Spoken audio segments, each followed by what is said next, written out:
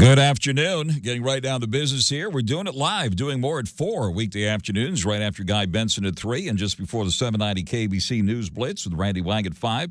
Mottek On Money, live on the air, 790 KBC, streaming live online worldwide at kbc.com and the on-demand Mottek On Money podcast, kbc.com, Apple, iTunes, YouTube, all your favorite podcast platforms. Have to lay it on pretty thick today, a huge news day. In the face of all this, the stock market moved higher. Let's get to the good news first here, with the Dow moving up 226 points at 47,311. The S&P 500 of 25 at 6,796.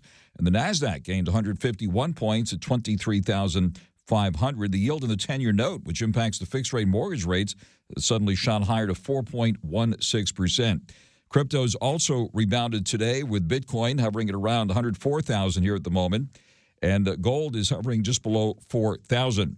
Stocks recovering from the sell-off we saw yesterday on the latest report on jobs. This from the ADP Private Employment Survey showed a return to job growth in the private sector last month. Also, it was a big day for President Trump's tariffs that were being discussed at the U.S. Supreme Court. And the federal shutdown became the longest in U.S. history. We'll be hitting on all of these cylinders this hour. We saw tech and consumer discretionary stocks leading the gains today. Shares of Tesla moving ahead of the EV makers shareholder meeting. That'll be up tomorrow. Stocks making a broad recovery today, but fears of a stock market bubble continue in the markets, with eyes now on Qualcomm for more clues to the AI trade.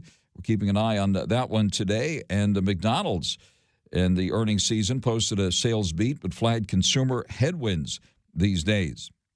We also heard from the Fed's newest voting member, reportedly saying he favors a cut at the Fed's next meeting coming up next month, even as a growing chorus of Fed officials have suggested a potential pumping of the brakes for Fed rate cuts for the rest of the year. Yeah, big meeting today at the Supreme Court, hearing arguments today in a case questioning President Trump's legal authority to impose his sweeping tariffs, a landmark test of presidential power. The High Court's justices questioning the president's authority to impose the tariffs on a broad basis, leaving the fate of the tariffs, it seems, in jeopardy. President Trump calls this probably the most important Supreme Court hearing ever. We'll talk about it. We'll talk about it with our legal eagle, Royal Oaks, coming up later this hour. The government shutdown continues with no end in sight. Already funding for the nation's food stamp program called SNAP was interrupted over the weekend. Some relief is coming in the days ahead as the Trump administration announced the program will be partially funded this month. Meanwhile, Los Angeles area food banks and organizations serving the homeless, including the Union Rescue Mission, are seeking donations and gearing up to address the needs of the hungry and homeless here in Los Angeles. And coming up later this hour, I'll talk about that, and I'll talk about it with Mark Hood, the CEO of the Union Rescue Mission in downtown Los Angeles. We're also watching what's happening with the airline business. An aviation analytics company has done a little bit of math on news that the U.S. will cut flight capacity by 10% at 40%, at 40, that is, of the nation's airports starting Friday if the shutdown continues. Nervous time in the airline business following a UPS cargo plane crash yesterday in Kentucky, which killed at least 11 people. That disaster also shut down the largest UPS package distribution hub and disrupted some flights in and out of the airport in Kentucky's largest city. And, yep, did you hear what happened in New York? Mamdani is the new mayor of New York. President Trump calls him a communist, greeted by cheering supporters as he delivered his victory speech last night, starting with a quote from an American socialist leader. New York City's Jewish community, the largest in the United States, also very anxious. The fire chief of New York City has already submitted his resignation. Joining us live now is the one and only Ben Stein for our occasional Frank and Stein conversation, which we do here as needed. Ben Stein, financial and political commentator, author of numerous books, economist, attorney, game show host of Win Ben Stein's Money, and actor, too. You may remember the scene, the famous one, where he basically played himself as the economics professor in the movie Ferris Bueller's Day Off, and one of the most famous scenes in American cinema. Ben Stein, thank you very much for coming to the line. My great pleasure, Frank. My great pleasure. Always a great day when you're on the air here. Ben Stein, give us your reaction, first of all, to the big news in New York and the election of Mamdani there as the mayor. I'm baffled by how it could happen. New York used to have a large Jewish population. I think Mr. Mamdani is the most openly anti-Semitic candidate in New York there's ever been. There have been some wildly anti-Semitic persons in South Carolina, places in the Deep South, but in New York City, to have a man who refuses to condemn Hamas after Hamas's incredibly vicious, cruel, inhuman attack on Jewish partygoers, raping of hundreds of women and murdering of hundreds of women and children, to think that he will not condemn them, and yet was elected apparently with a great many Jewish votes. It just baffles me. I hope he apparently gave in his speech, they said he would be open to talking to Jews. Well, very kind of him, really. It's such a hope he would, but I don't know how that works anymore, to tell you the truth. I imagine there will be so much litigation about things he does, it will just be impossible to add it all up. As usual in America, when anything like this happens, it's gravy for the lawyers, and I think this will be as well. Mamdani, on his acceptance speech last night, or in his victory speech, I should say, delivered. He said voters have delivered a mandate for change and mandate for a new kind of politics. What do you think this is going to look like? Apparently, a lot of people reacted to his message, focused on affordability. New York, like Los Angeles, of course, a very expensive place to live, and apparently that message resonated with the voters there. But to do it under socialism and what he has in mind, making bus rides free and creating government grocery stores like they had in East Germany and in the Soviet Union, how do you think this is going to work? It can't work. I mean, Mr. Mamdani is somehow beloved by the voters, but he cannot defeat arithmetic. He cannot defeat 2 and 2 equals 4. He cannot magically make prices fall. He cannot magically make incredibly expensive things free. It just can't be done. I mean, unless it's going to be like East Germany, where everything is done by government rule. I don't think that can happen. If it does, then it's no longer America. So the question is, what can he do? Now, I know something about this, Frank, and I think you and I have discussed this. My sainted father, Herbert Stein, was in charge of wage price controls under President Nixon in the early 70s. Amazingly, although everybody thought it couldn't possibly work, it did work fairly well for slightly under a year. But are we going to have wage price controls? Maybe. If I were President Trump, I would be on the phone calling up Ben Stein and saying, Ben, get off your ass and tell me how they did it in the Nixon days, and maybe we can help them. But maybe we can't. But something has to give. Mr. Mamdani cannot make the subways free. He cannot spend much more on schools. He cannot eliminate taxation for a large percentage of New York's population. He's promised miracles. He can't do miracles. No one but God can do miracles, and he's not God. On there live with Ben Stein and Herb Stein, a blessed memory, your father, an American economist. And, of course, that's one of the reasons why you're on the air right now with this tremendous background and experience and knowing the history of all these things. So thank you for this very much, Ben Stein. Thank you. And now we want to turn that, if you could put your attorney's hat on for just a moment. I don't know if you caught any of the U.S. Supreme Court hearing today on this very, very important matter on whether President Trump's tariffs are indeed legal. And if the Supreme Court overturns this, the Treasury may have to refund $1 trillion in tariff money. What was your impression of what happened today? Well, my impression is it's going to be entirely a political judgment. Do we want to make Mr.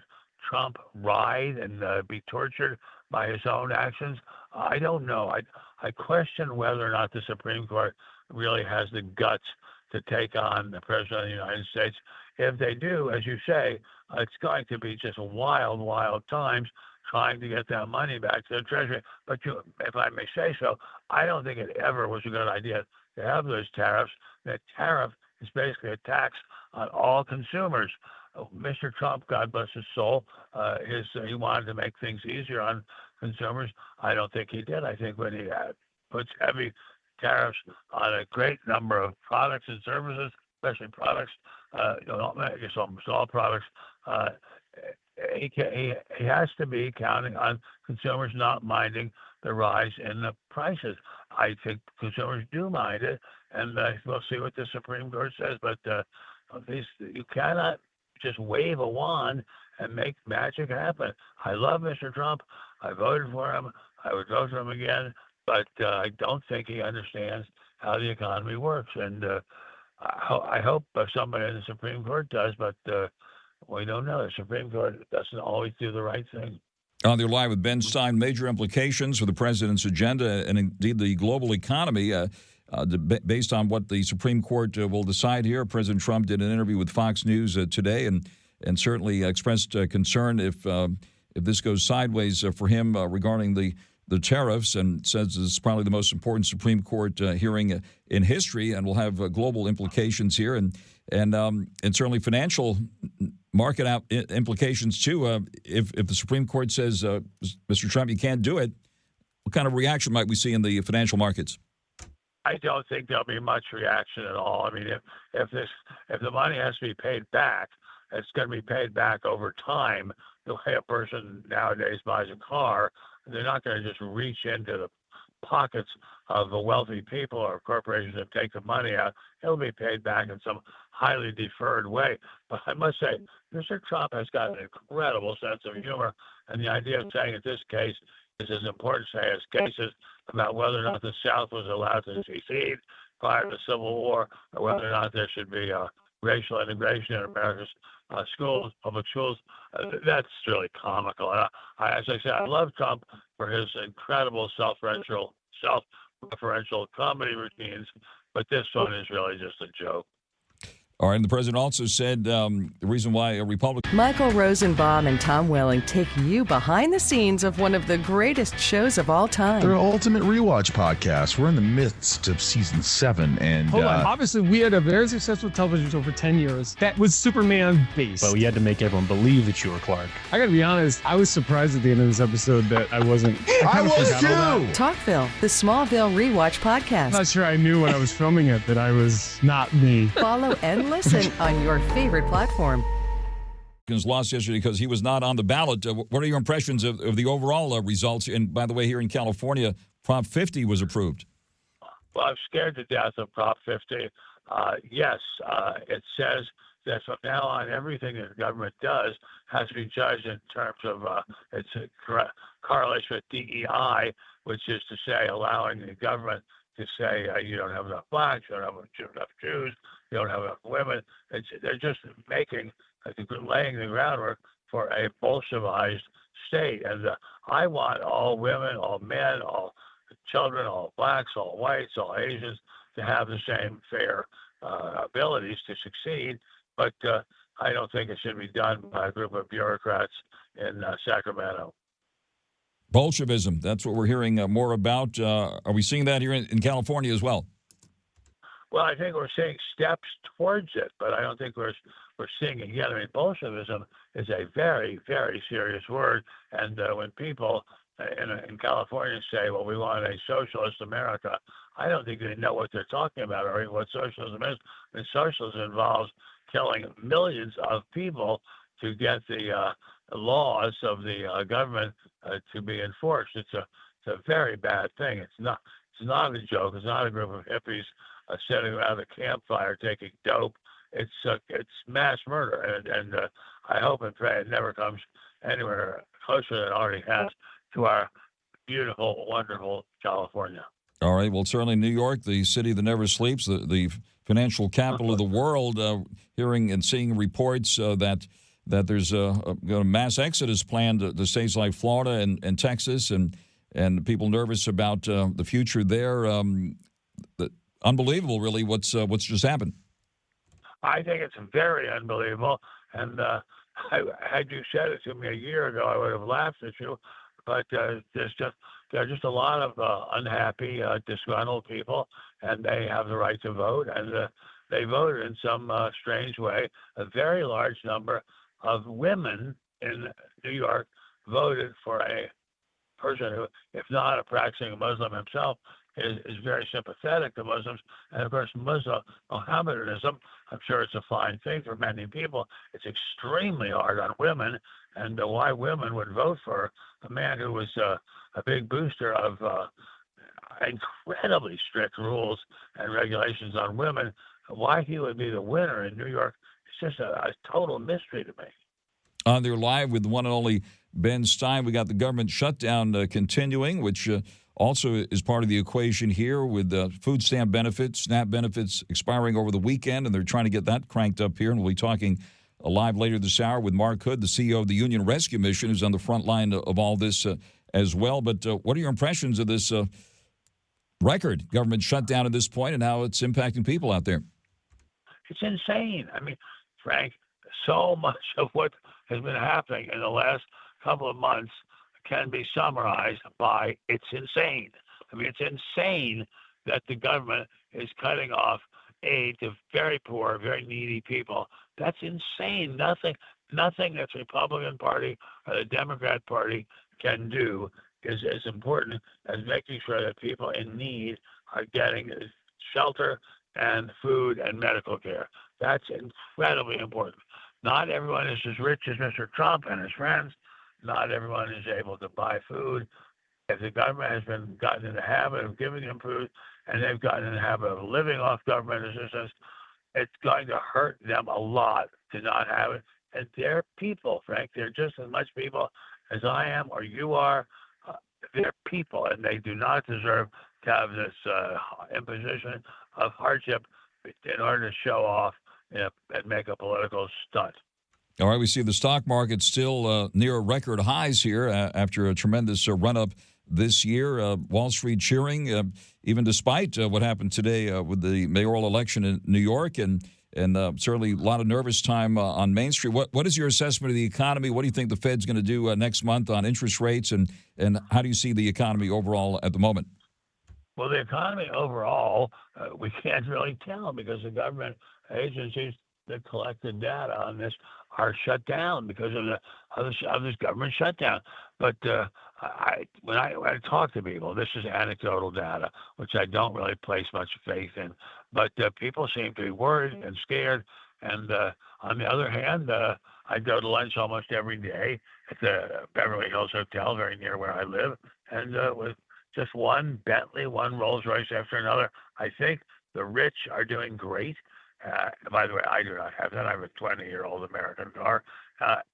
But people who are suffering and really hungry, to think that their food is going to be cut off is horrifying. And I really don't know what we can do about it. But so far, so good. I mean, somehow the individual and the business are able to do a workaround around whatever screw-ups the government does. So let's hope they can continue to do it. But there seem to be so many threats against the ordinary working man and the working woman and families who need food stamps. I don't know how they're going to survive this forever, but certainly they seem to be able to so far. On the air live with Ben Stein, and when you're out and about, and I've seen this happen, Ben Stein, people come up to you and ask you to take the role, just like you did in the movie. Can you do that for us now? Sure, of course, Frank. Adams, Adamley, Adamowski, Butler, Bueller. Anyway, there you go. And let's hope and pray for our beloved America. Absolutely. We have to add, as you continue to take the role, Frank Stein. Okay, Frank and Stein. Yes, where would I be without you, Frank?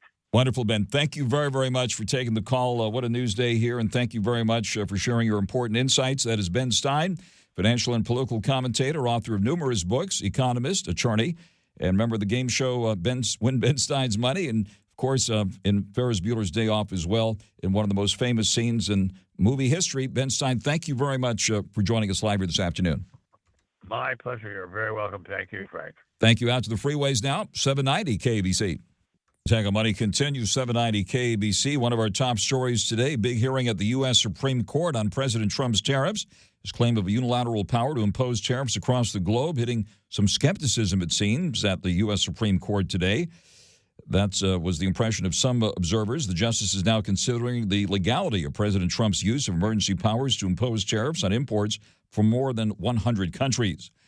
Let's bring in some more legal firepower now. And Royal Oakes is with us now, our legal eagle here, legal analyst, longtime legal analyst here at 790 KBC, and co-host of the Too Many Lawyers podcast, available wherever you get your favorite podcasts, including Mottek On Money. Roy Lokes, thank you very much for taking the call here this afternoon. Hey, my pleasure, Frank, although it's so hard to follow an act like Ben Stein. I mean, he was great as always. I mean, I've never hosted a game show, and I've never acted in a major motion picture. I assume porn shorts don't count. But anyway, I'm just not in his league, but I'm happy to talk anyway. P.S. I think it was the valedictorian at Yale Law School, by the way, so I didn't mention that earlier. So it gets even worse. Well, you're the man for the job here at this moment, and to give us your impressions of what happened at the U.S. Supreme Court on this extremely important matter, which will impact the global economy. Yeah, I'm going to go out on a limb, Frank, and predict Trump's going to lose 6-3. To review the bidding, it was April. Trump came out and said, it's Liberation Day. We've got all these tariffs. We have an economic crisis because everybody's eating our lunch overseas.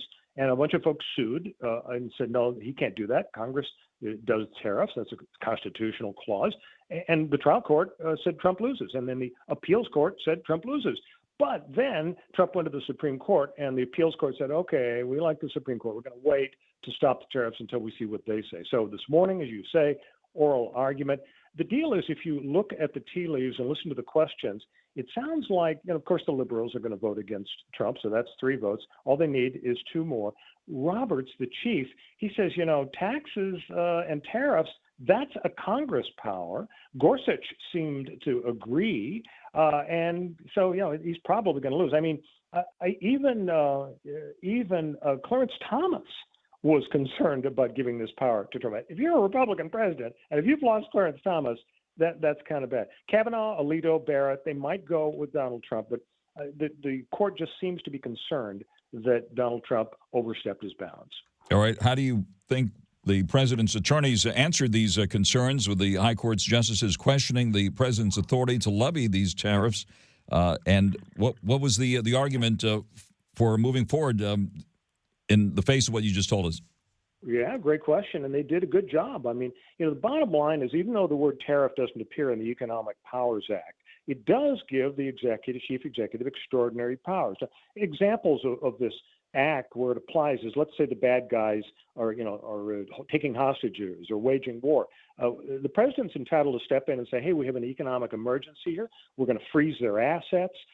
But did we really have an economic crisis in this situation back in April? And, the justices seemed a little skeptical. But in general, though, justices on the Supreme Court do want to be deferential to the president when it comes to, national security issues, including not just military, but economic issues, immigration issues.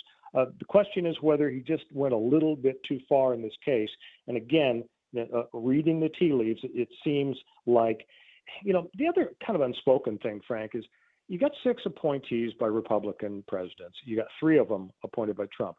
I don't think those folks like to be seen by the public as handmaidens of Donald Trump. Oh, it's Donald Trump. Well, we'll vote for him. I think they welcome the opportunity to say, hey, we're independent. We're not automatic votes. And they've shown, especially Amy Coney Barrett and Chief Justice Roberts in recent months, they voted with the liberals. Roberts, historically, he famously saved Obamacare twice. What's up, guys? David Pollack here, former Georgia Bulldog, former analyst with College Game Day, and host of my new show, See Ball, Get Ball. I'm a defensive lineman. That's why that's the name. You see the ball, you go get it. We're going to dive deep into college football. We're going to break down film. We'll have bold takes, real conversations with the biggest names in the sport every single week. If you eat, sleep, and breathe college football like I do, man, I promise you, See Ball, Get Ball is for you. So do me a favor. Follow and listen on your favorite platform. In 2 5-4 decisions. So he's not an automatic Republican vote. But I just think that listening to their questions, it wouldn't be a shock if they rule against him. And they may do it pretty quickly because, as you know, Frank, often they take big decisions and wait till like late June when they go on their annual summer vacation. They know that these tariffs have been percolating since April. And, if they say, as is likely, no, these were illegal, are we going to have refunds? We're going to unwind the tariffs? Are going to be lawsuits? So the sooner they decide against Trump, if they're going to, probably the better. So I wouldn't be surprised if we get a decision by Christmas. Very interesting. And all this coming about after the tariffs were challenged by a number of small businesses and states, right, which argue that the president has overstepped his authority in imposing these tariffs, which could add up at this point to about $1 trillion. And if this situation is forced to be unraveled, that the U.S. Treasury would have to refund, as you mentioned, possibly $1 trillion. And, of course, that would be challenged. So we might be hearing more about this. How do you see that going down if that were to be the case? No, you're right. It's like there's this new era where the judiciary is asked to sort of weigh in on everything. And by the way, the other big story, Prop 50 passing easily yesterday, there's already talk about the Republicans, and they may have already filed this afternoon, filing a lawsuit saying that Newsom's proposition was legally flawed, it was unconstitutional.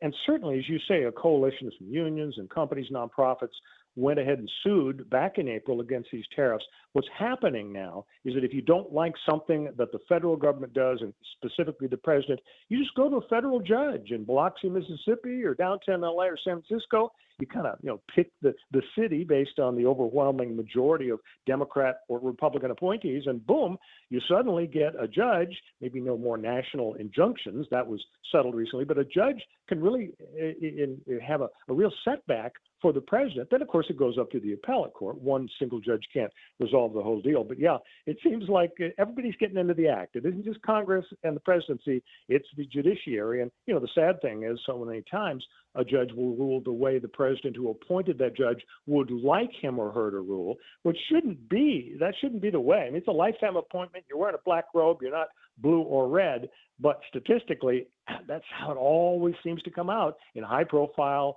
sexy political cases. The judges rule, oh, what a shock. They ruled the way the president appointed them, wanted them to rule. And as we've been reporting here on 790 KBC, at the top and bottom of the hours, Prop 50 did pass here in California. And indeed, California Republicans did immediately file a federal lawsuit this morning seeking to block that newly approved U.S. House map that voters passed as Prop 50 in the election yesterday. This lawsuit was filed, Royal, as you probably know, in the U.S. District Court for the Central District of California, claiming the new map illegally uses race as a factor to favor Hispanic voters and violates the U.S. Constitution's equal protection and voting rights guarantees. If you can give us your assessment here on the prospects for this lawsuit. Yeah, that could fly because the courts are very sensitive to this idea. Obviously, gerrymandering on the old days with racists in the South, change the design of the districts in order to take a black city or black neighborhood and chop it up into 3 or 4 different districts. So, what do you know? There wasn't a single black candidate that won. So the courts are definitely against that. Well, what's good for the goose is good for the gander. If race was a motivation to change all these districts in such a weird way all over California, yeah, that could get struck down. Now, if you get a Republican appointee judge here in downtown L.A., federal court, to go along with that, then boom, immediately Newsom goes up to the Ninth Circuit, and we know a great majority of the Ninth Circuit judges are Democrat appointees. They traditionally vote for the Democrat position. But then, of course, everything gets to go up to the U.S. Supreme Court, assuming the High Court is willing to take the case up.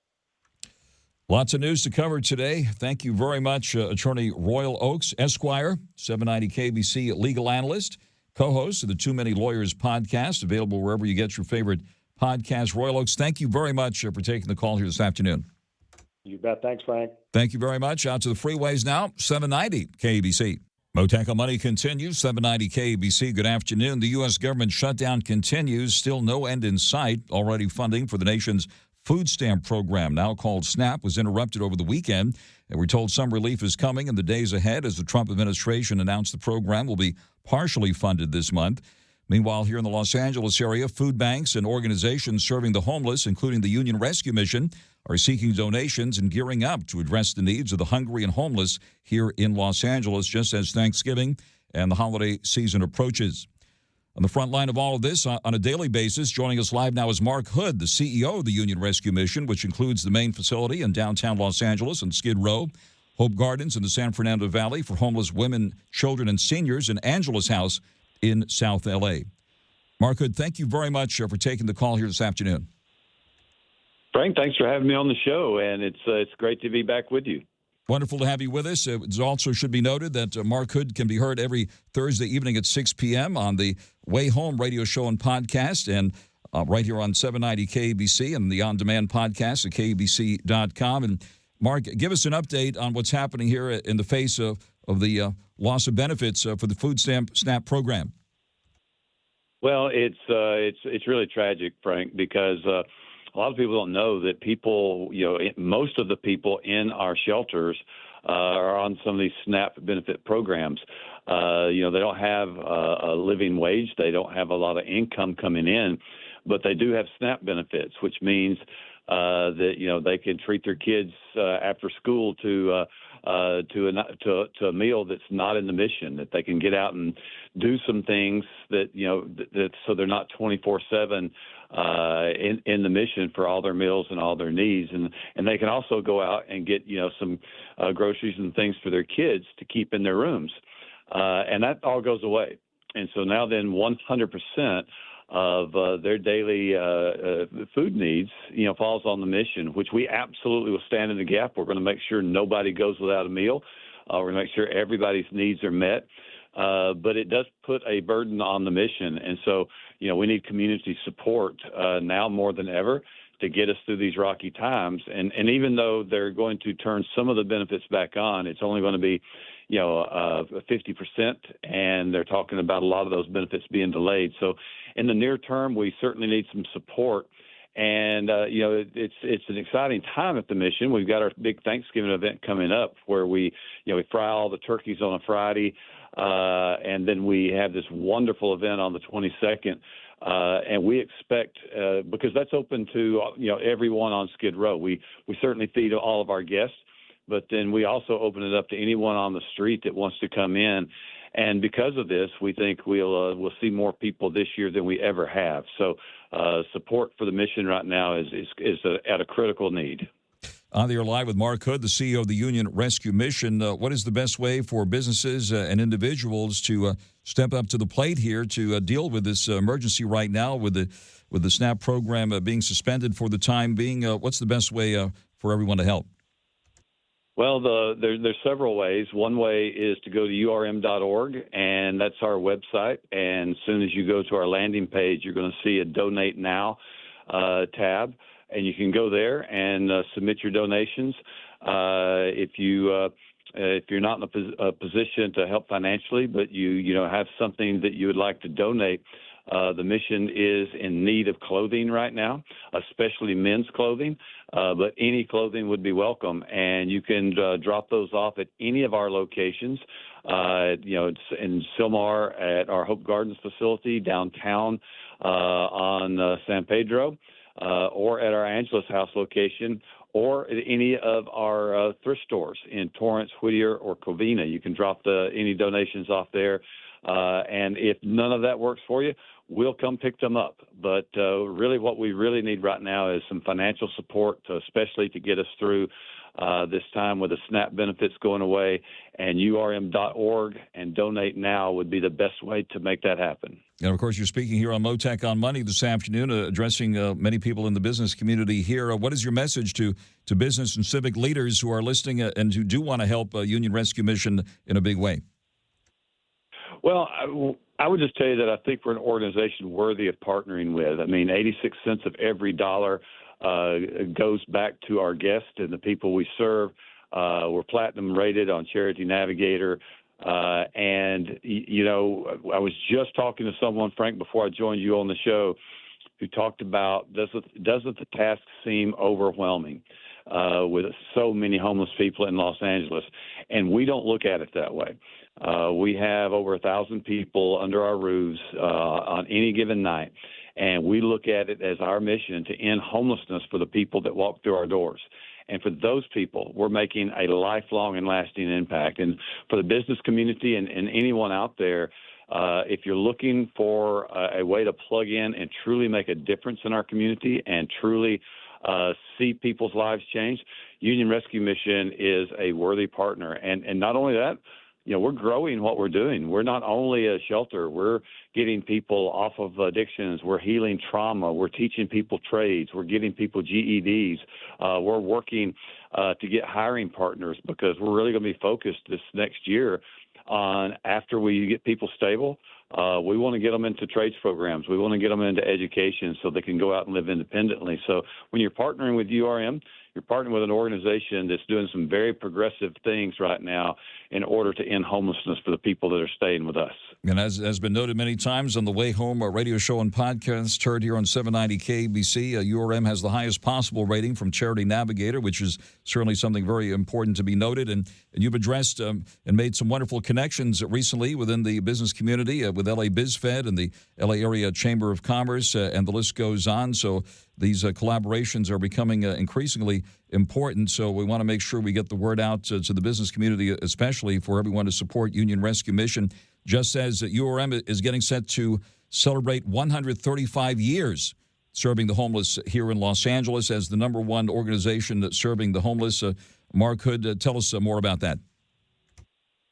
Well, yeah, our 135-year anniversary is coming up. We're very excited about that. But the thing we're most excited about is what you just mentioned, Frank, all the collaborations that are happening.